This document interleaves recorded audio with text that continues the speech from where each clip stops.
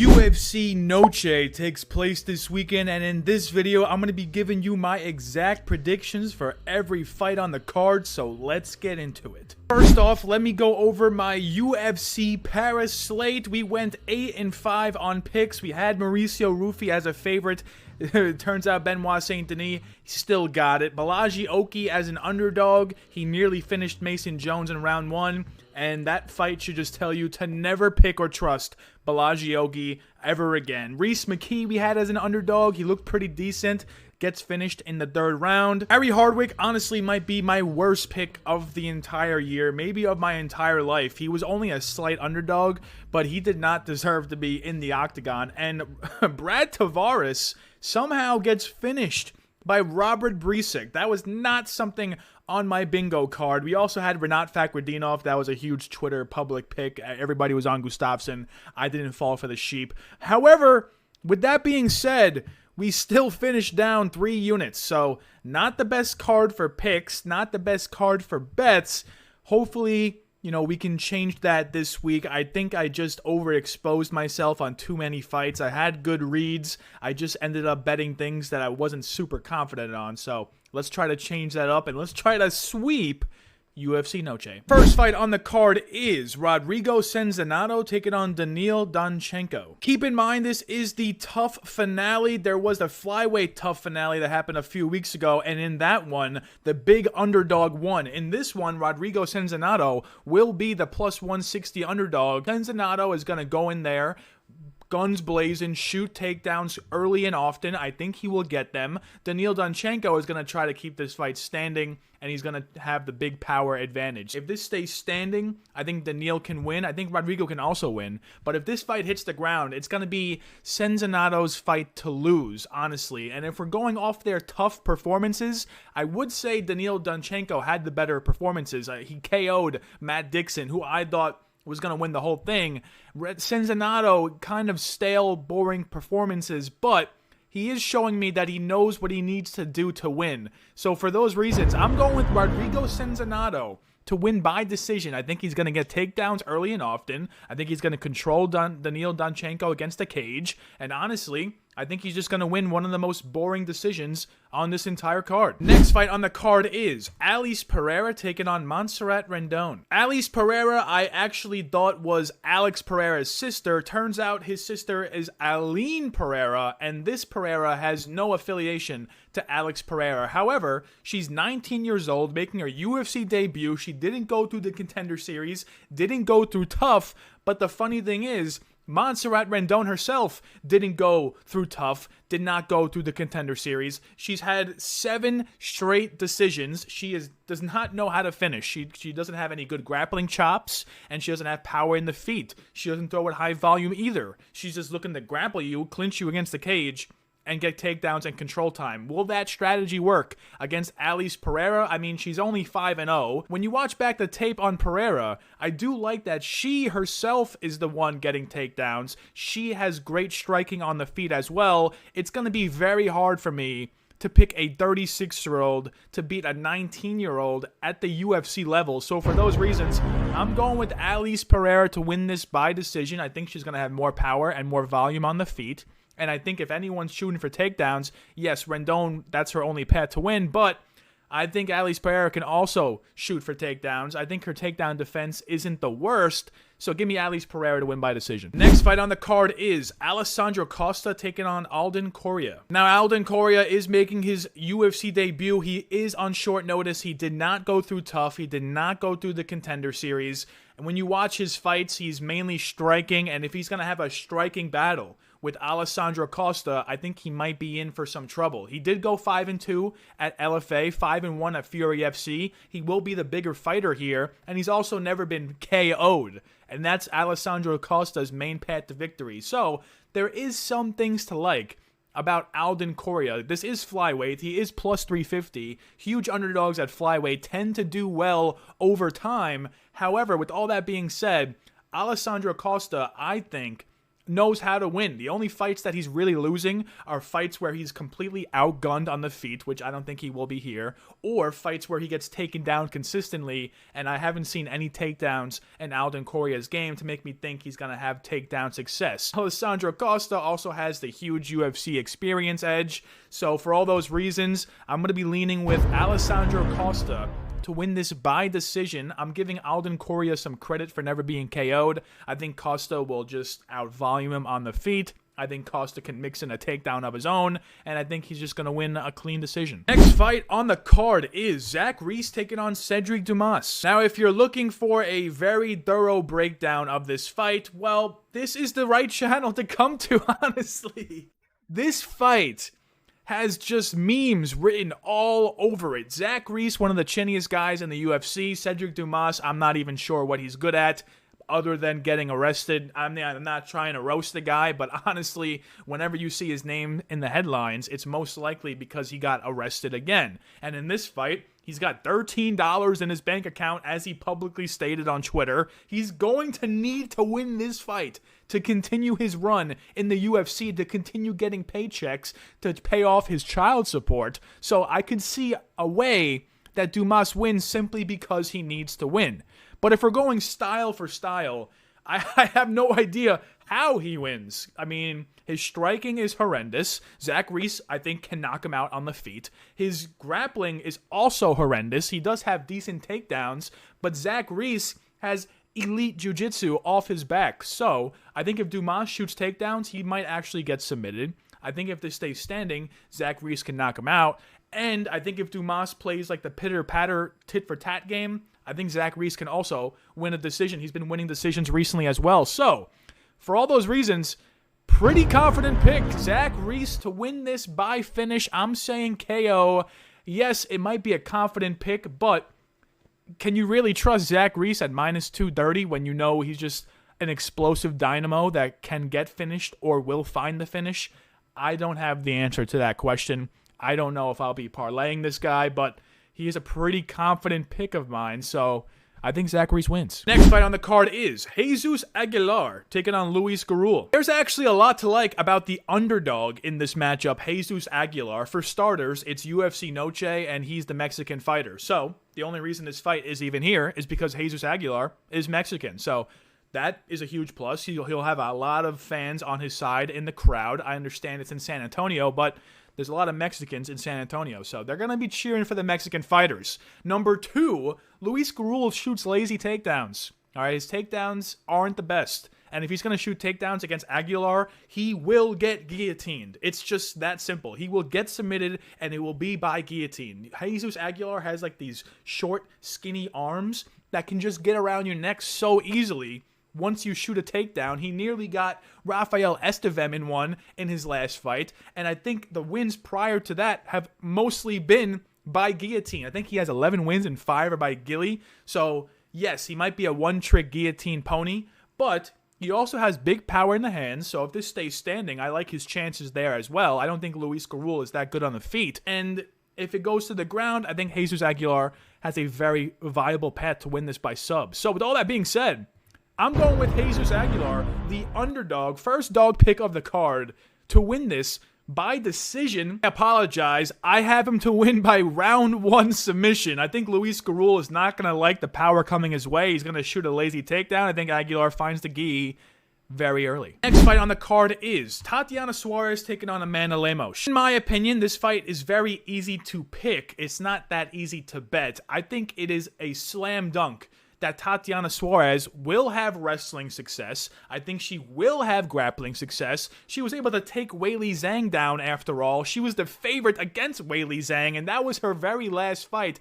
and that's her only loss on her resume. She's going to be 4 years younger. She finished 7 of her 10 opponents. Amanda Lemos, as a huge underdog, that's the only reason I'm thinking about potentially betting her, because at plus 400 for Amanda Lemos, women's MMA, and Tatiana Suarez's main way to win is to get takedowns and have grappling success against a Brazilian, I can see a very viable path to victory for Amanda Lemos. If they stay standing, she wins. It's just that simple. Suarez has nothing to offer on the feet, but if we're going based off logic and based off what each fighter should do, we should be taking Tatiana Suarez to win this by decision. I mean, I don't think she's going to submit the Brazilian.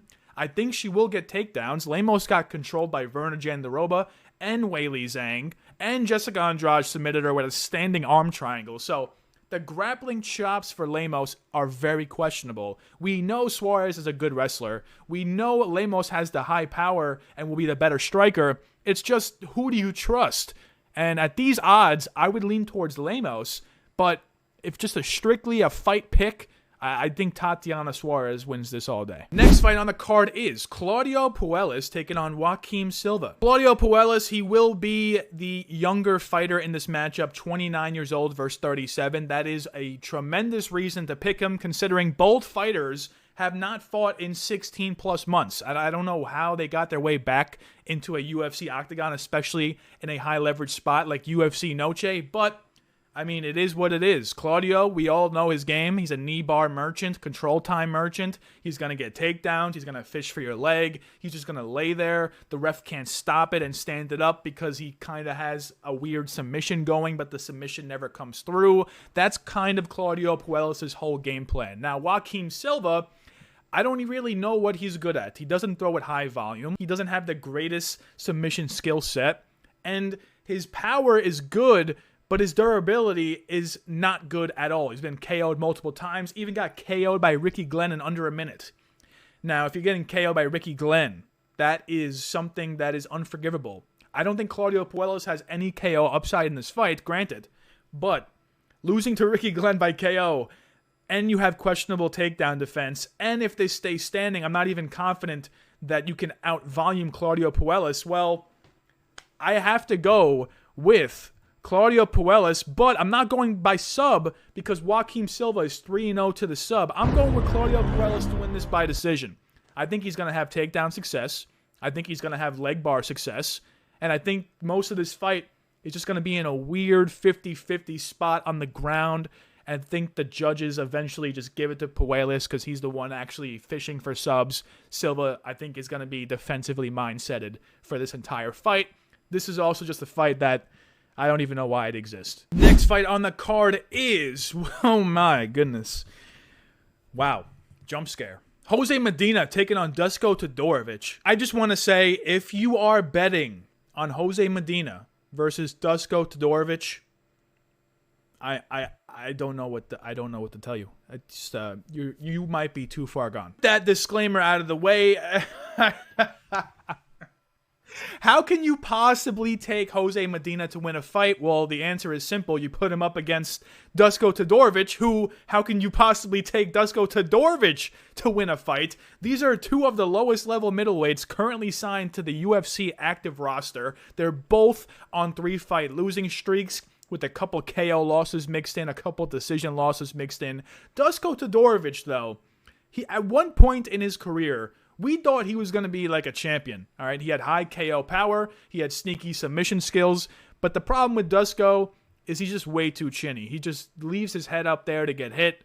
And with someone that has KO power, they will take advantage of that. But Jose Medina, the problem with him, yes, he has 8 KO wins, but he doesn't really have KO power from what we've seen. This one, oh man, this is like impossible to pick. Dusko's minus 300. Am I really going to trust Dusko at minus 300? Probably not. Jose Medina, though, how can I possibly trust him to win a UFC fight? I mean, this is the most winnable fight he could possibly do it. But I'm going with Dusko Todorovic by decision. I mean, I don't like Dusko when he fights someone that I think can chin him, and I don't think Jose Medina can chin him, and I think Dusko wins every other scenario. So Dusko Todorovic by decision. I think Jose Medina, the only reason he's here is because he got good durability, but he just got knocked out in his last fight. So I'm not buying Dusko's KO power. I might bet the over here. I don't know if the over is a good price. Maybe I'll bet the over. Next fight on the card is Santiago Luna taking on Quang Lee. Santiago Luna is making his UFC debut. He did not go through tough. He did not go through the Contender Series, so you already know his resume is kind of sketchy. All right, he does have a good win that aged very well. He beat a guy that was like 0-0, but the guy is like 6-1 now, so That's not a bad win. Santiago Luna's main game plan is to shoot takedowns. He does have decent striking on the feet. I would even say he has more powerful striking than Quang Le. I would say his grappling and takedowns are better than Quang Le. I think he's better at MMA in every facet more than Quang Le. So the only reason I wouldn't pick or bet Santiago Luna is because he's never fought in the UFC. He's now on the main card of UFC Noche. Quang Le does have UFC experience. He could have an unk performance considering he's 33 compared to Luna, who's 21. But one thing I had to dig deep for this, Quang Le got submitted on the amateur scene against a similar guy to Santiago Luna, someone that's going to shoot takedowns and fish for subs. So if he's losing to that guy by sub, I think Santiago Luna will find a sub. All right, I think Quang Le is going to entertain the takedowns. I think he's going to get taken down. I don't think he really needs to win this fight. He just got a win against Gaston Bolaños last time out, and that granted him a new 3-fight contract. This is the first fight of his new contract. He doesn't need to win this fight. Santiago Luna, on the other hand, big spot, in San Antonio in front of the Mexican crowd. He has a viable path to victory. I think he's going to win that way. Give me Luna by sub. Next fight on the card is Alexander Hernandez taking on Diego Ferreira. Yet again, we have another interesting fight, and the betting lines are nearly even. These guys are like mirror matchups of each other. They're both powerful strikers that throw at low volume, and they both mix in takedowns. They both have decent jiu-jitsu. I would say Ferreira has the better jiu-jitsu. But ultimately, these guys are just there. They're just in the UFC. They've been there for a while. There is a lot to like about Alexander Hernandez, though. He's 32 compared to Ferreira, who's 40. But Ferreira hasn't really looked 40 in his recent fights, so I hesitate to make that a big point. I do like Hernandez's 73% takedown defense. I don't like Diego Ferreira's 56% takedown defense.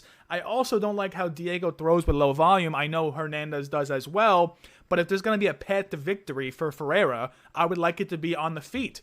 But on the feet, I think Hernandez wins. And if someone's shooting takedowns, I think it will be Hernandez. The only thing is, Hernandez's fight IQ is not the best. But I do like that he's on a 3-fight win streak. He's kind of turning his career around. He just cashed as a huge underdog against Chase Hooper. And now he's the underdog again. So I'm taking him as the underdog yet again. I think he's going to win back-to-back fights. As an underdog, I'm taking Hernandez to win by decision. I think in every area of MMA, he's just slightly better than Diego Ferreira. Next fight on the card is Kelvin Gastelum taking on Dustin Stoltzfus. This is actually a very interesting fight, but I'm going to give you a very short breakdown. Kelvin Gastelum only really loses to elite middleweights. If you go back at his losses, it's like Adesanya, Cannonier, Whitaker, Joe Pyfer, who you might, Dustin Stoltzfus does have a win over Joe Pyfer, so I get that. But he's really only losing to people that can knock him out or people that will just take him down and control him. Can Dustin Stoltzfus do either of those things? Well, he does go for takedowns, but they're not the best. And he does have high power on the feet, but I would say that only exists for like the first 2 minutes. And Gastelum just survived 3 rounds against Joe Pyfer, who has more power than Dustin Stoltzfus. What I don't like is Dustin Stoltzfus has a 46% takedown defense. Even Ruzaboyev was able to get a takedown and control time over him. And Kelvin Gastelum, if you look at his recent wins, he is mixing in takedowns. I think a sneaky prop bet for this fight is going to be Kelvin Gastelum over a half a takedown. You might get plus money for that. A lot of people just think that Kelvin is this decision merchant that just points fights his way to the scorecards, but he also mixes in takedowns. That's kind of how he beat D-Rod in his most recent win. So for all those reasons, I think there is a lot to like about Stoltzfus, but I just don't think he's the elite tier of middleweight that you need to beat a guy like Kelvin Gastelum. So I'm going with Kelvin Gastelum to win the classic Kelvin Gastelum way by decision. I don't like that he's 8-7 to the decision, and Stoltzfus is 6-2. So if it hits the scorecards, in theory, Stoltzfus is the better minute winner. But Stoltzfus also just lost by decision to Ruzaboyev, and Ruzaboyev was 2-7 to the decision prior to that fight. Next fight on the card is Jared Gordon taking on Rafa Garcia. I would be taking Rafa Garcia if I thought he would have takedown success. I would be taking Rafa Garcia if I thought he can submit Jared Gordon. But if you look at his UFC performances, 4 of his wins have been by decision. Only 1 of them have been by submission. Most of his fights where he gets the takedowns, he's not actually getting the sub. He's just amassing control time. He's not even landing big power shots on the ground either. If this stays standing, this is Jared Gordon all day. He also has a 77% takedown defense. He did get taken down and mauled by Grant Dawson, but Rafa Garcia is not the type to take down and maul Jared Gordon. He's just there. Like, I don't know what Rafa Garcia is good at. The only reason I would contemplate taking him is that he's the Mexican fighter in this matchup, and he's fighting at UFC Noche on the main card, and he is 6 years younger than Jared Gordon, but I just don't think Jared Gordon is going to allow the takedowns to happen. And if that doesn't happen, Jared Gordon is very live to win this by KO, but I have him by decision. I think it's just a matter of time where Jared Gordon finally wins a razor-close decision. I think this fight could be razor-close. I think Garcia could have takedown success. I don't think he's going to find the sub, and I think if it stays standing, Jared Gordon wins every minute that it's standing. So I think it's going to be one of those weird judge decisions, and Jared Gordon has been on the bad end of those. I'm still taking him to win. I'm pretty confident that he wins. I think he can even KO Rafa. In the co-main event of the evening, Rob Font taking on David Martinez. Rob Font has really only lost recently to fighters that will take him down or fighters that will land big knockdown shots over the course of 3 or 5 rounds. If you look at his losses, Corey Sandhagen took him down and controlled him for nearly the whole fight. Jose Aldo landed big knockdowns. Marlon Vera landed big knockdowns. He was taken down by Davison Figueiredo. I mean, David Martinez has 0 sub wins, 0 sub losses. You look at the tape, you look at his recent fights, he will not be shooting a takedown in this fight. And Rob Font seems to win striking exchanges against very green fighters. David Martinez, this is only his 2nd fight in the UFC. His last fight, I think, was last year's UFC Noche against a guy that already has been cut from the UFC. So he's going from fighting a guy that got cut in the UFC all the way up to like number 10 in the bantamweight rankings, Rob Font. This is just a cheap way for the UFC to get David Martinez quickly into the rankings. I don't think he's ready. I do like that David Martinez is 27 and Rob Font is 38, and time is the ultimate killer for most fighters, especially at the lower weight classes. So I could see a world where David Martinez, like, you know, doing his jittery style and just KOs Rob Font. I could see that. But Rob Font, I think he can get takedowns here. I think he's going to throw with way more volume. He is the jab merchant for a reason. He just beat 2 prospects in a row. This is going to be his 3rd one. He's becoming the C-Rod of killing prospects. I'm going with Rob Font to win by decision. I think he has all the upside to win this fight. You can say that Gene Matsumoto low-key beat him in his last fight, but Gene Matsumoto mixed in a lot of takedowns, and that's just something David Martinez is not going to do. This is just too big of a step up, and the line is almost even. I'm going with Rob Font. The main event, Diego Lopes taking on Gene Silva. Now, hear me out. I can see this fight playing out in a million different ways. Okay, Diego Lopes has KO power. I think he can KO Gene Silva. He's going to have the size advantage, so why can't he KO Gene Silva? Gene Silva sometimes is there to get hit, so that could happen. Gene Silva, I think, can also knock out Diego Lopes. Diego Lopes is also there to get hit. Both of these guys' striking defenses are not elite, but their power, both of them, is elite. So I think if they just meet in the middle in round 1, someone's getting knocked out. I think if they meet in the middle in round 2, someone's getting knocked out. But the more I think about this fight,